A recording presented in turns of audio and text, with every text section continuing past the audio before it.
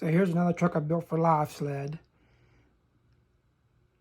I bought some used axles that I'm going to rebuild and put all the brass in. So enjoy the video.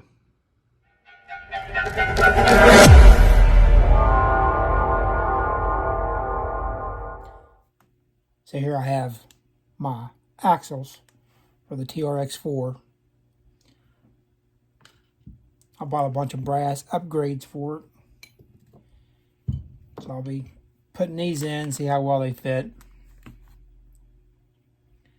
Then we're going to weigh these and we'll see how much the difference is between the stock one and all the brass.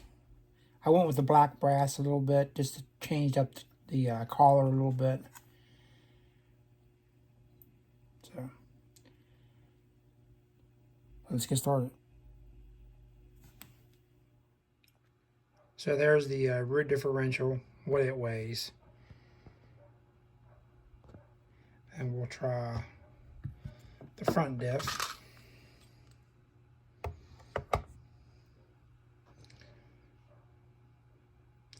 That's what the front diff weighs.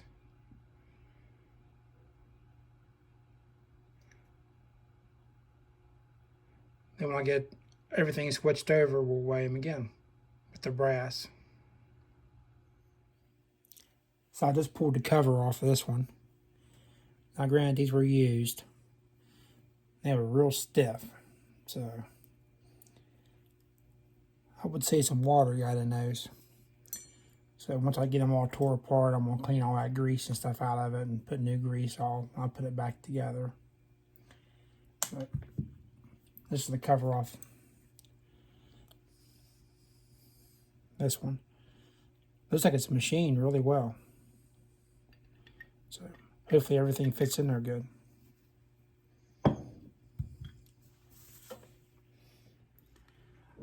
Okay, got the rear end all done. Got it all greased up. Put all new bearings in it. So the rear is done. Now I just gotta tear the front apart. I'm gonna do the same to this. I'm gonna clean all the gear oil up. Put all new bearings in it. And put it in the brass housing. So I'll be back. Okay, so I got them all back together. Everything went together pretty good. The only thing I didn't like is this outside bearing feels a little loose. I just put a zip tie here to show you the gap there. So I might pull this bearing back out, maybe put a little bit of silicone in there to tighten that up. So I like be a little tighter than that. So I'm gonna get the scale out and we're gonna weigh them and see how much they weigh now. So I'm gonna start with the rear differential.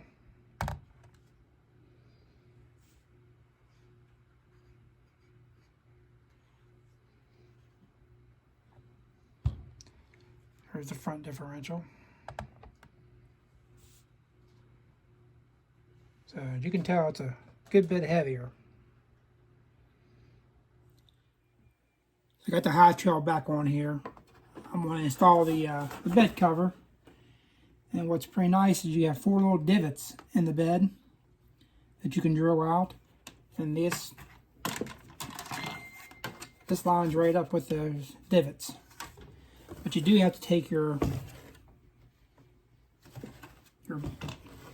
brace bar off so you can get the screws in behind that rubber mount there. So I'm going to put those screws in and put the mount back on and come back and see what it looks like. So I got the hood scoop and the bed cover installed. So now I think I'm going to throw these axles in that high trail. So I'm going to get it tore apart and change them out. So I got the front all mounted in. I did have to change the cable. The high trail must have a longer cable, so I had to tear it back apart and put the longer cable in out of the stock one. So I'm going to work on the rear end and get it mounted in. So I got the axles installed. I changed the front bumper, put a different bumper on it. I'm going to try to use this for the live sled. So I'm going to try some different tires and wheels. I put some brass rings inside to give it a little more weight. So I'm going to install these. See what they look like. Okay, I want to do a comparison versus a stock TRX4 High Trail versus the one I just built. So we're going to weigh the stock one and see what it weighs.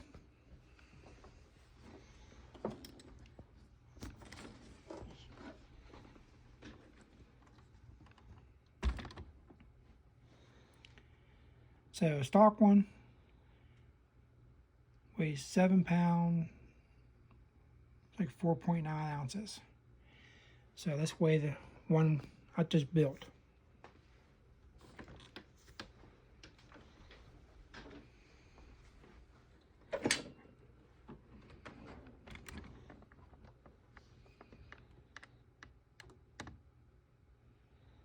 Uh, 11 pounds, like 10 ounces. So we definitely add a little more weight to it. So here's the final look of it. Like I say, I built this one for the live sled pull. I'm gonna see how it compares to my pulling truck I built. So as soon as it quits raining, we have a couple trucks we're gonna get to test. I got my my pulling truck I built back together. I got this truck built, and we got my son's truck he put together, built. So hopefully here within the next week or so, we can try them out, test them out, and see how good they do. So like and subscribe. Thank you.